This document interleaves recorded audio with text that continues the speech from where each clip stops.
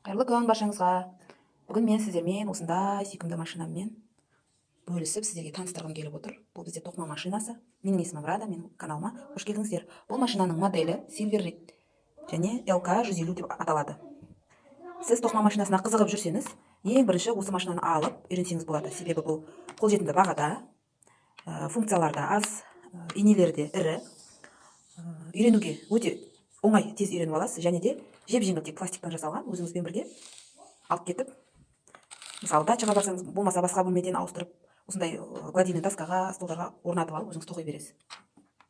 Бұл машинаның өзінің ішінде журналы бар, сонымен бүкіл несін өздеріңіз танысып алсаңыздар болады. Мынау бізде каретка деп аталады.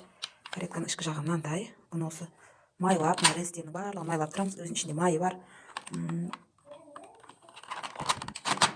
Мынау бізде жіптің өлшеміне қарай тығыздығын осымен қойып отырамыз. Мысалы, қолмен тоққанда спицеге алып отырамыз, мысалы 5-ші, 6-ші, сол сияқты мына жерде санмен өзіміз ыңғайлы, өзімізге керекті плотностьті қойып аламыз. Мынау бізде рычаг, бұл да өзі кітапта толық ақпарат бар. Мынау бізде счетчик, және оған осындай гребенкалар кіреді, деккерлер бар, петля уловитель. Мынау бізде жіп өткізетіні.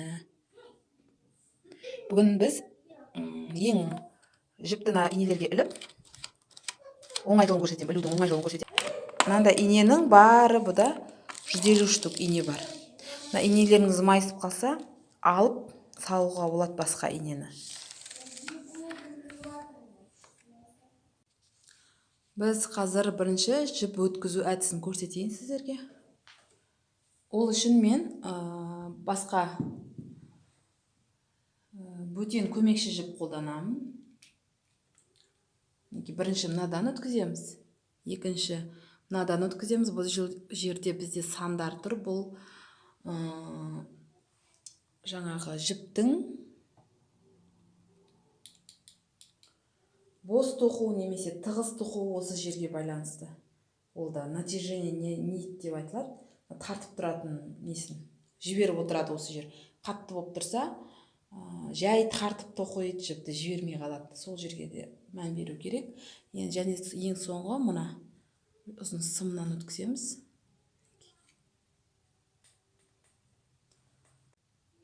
Мен сіздерге қазір 30 инемен жұмыс істеп көрсетейін. Ең оңай жолын жіпті іліп алуды. Осылай алға шығарып аламыз да, арасынан осылай бір-біреуден артқа жібереміз. Және кареткамыз біздің оң жақта. Жіптің ұшын ұзындау қылып аламыз.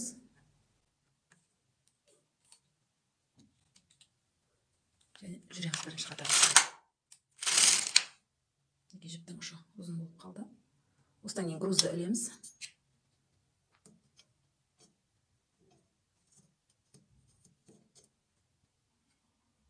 Мынау жібімізге пришивка қадап қойсақ болады, немесе мынаның несіне қадап қойсақ та болады.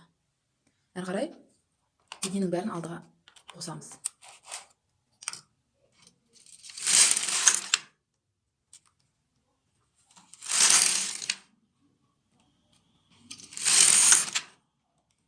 Бұл бізде көмекші жіп жасаған қазірде өзіміздің основной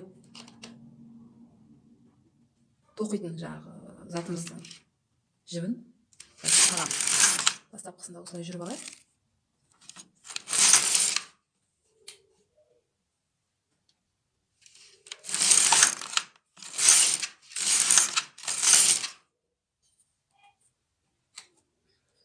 Бросовый жіпті қиып тастаймыз.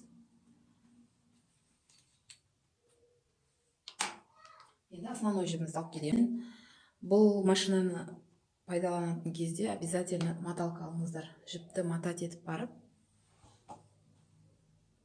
тоқу керек, сол кезде ыңғайлы болады. Ал менде маталка жоқ болғандықтан, міне жіптің ортасынан жіп шығады ғой мына жерде, соны аламын.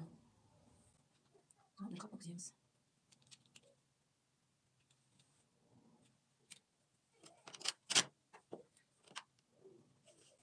Счетчикті нөлге қоямыз бұл кезде, өйткені біз уже өзімізге керек киімді тоқиын деп жатқан кезде, мына түсті таңдағаннан кейін өзімізге керек жіпті. Счетчикті обязательно нөлге қоямыз. Себебі счетчикпен жұмыс жасаймыз. Өліп қалды. Тастаймыз.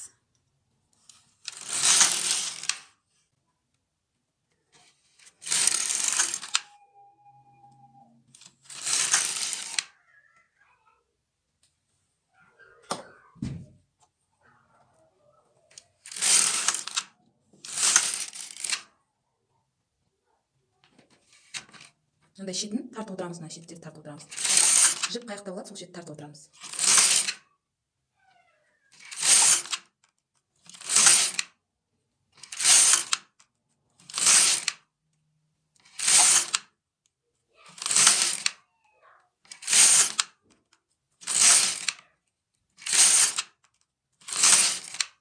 Осы жетеді деп ойлаймын. Және бізге мынаны кареткадан шешіп алу үшін кареткадан жіпті алып тастасақ оңай шешіле қалады. Кареткадан жіпті алып тастадық. Кареткада бос міне. Осыны жіпсіз қосып жібереміз. Алды. Енді бұл жерде бұл бізге қандай кездерде керек? Егер сіз етегіне резинка салмайтын болсаңыз, мына жерді етегіне узор тоқығыңыз келсе, мына жерге спицияңызды іліп алып, мыналардың бәрін спицияды өткізіп іліп алып, етегіне әдемі етіп өзіңіз жағы ирек етіп өзіңіз қалаған үлгіде жабуға болады. Бұл бірінші үлгі. Енді екінші әдісі бізде. Екінші әдісі орау әдісі арқылы. Осылай орап шығамыз. Астын ұстап отырып. Осылай орап шығамыз. Өте қатты орамаңыздар, бос орамаңыздар.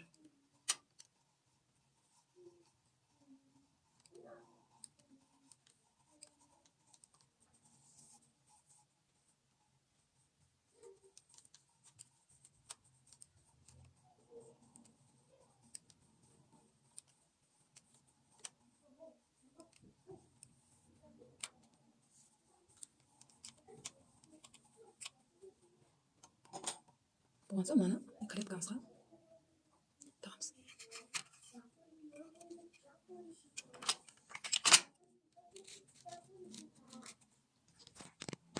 Осыны тоқып көрейік бірінші қатар.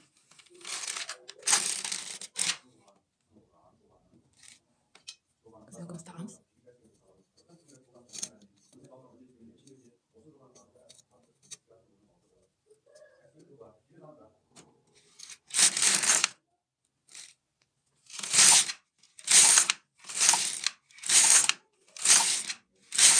Тоққан кезде каретканы аяғына алып кетудің қажеті жоқ. Өзі мынадан тоқып болған кезде тық деген ғана дыбыс шығады, сөйтіп тоқтата берсеңіз де болады.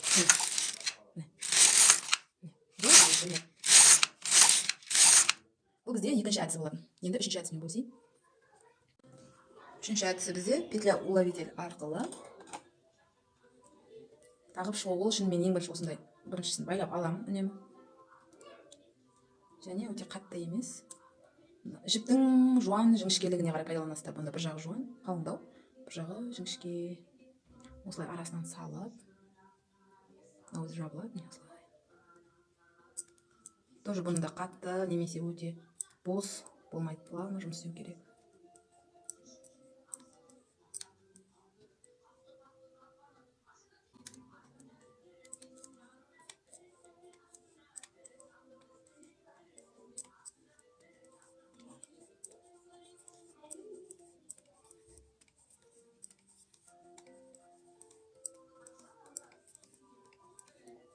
Ең соңғысын іле саламыз.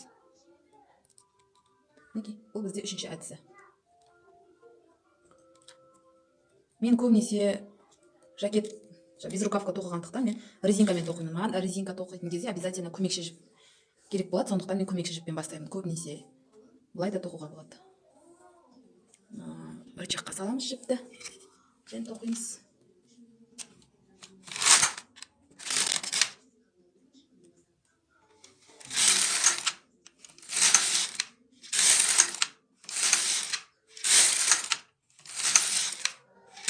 Бәрі тоқылды. Әдемі.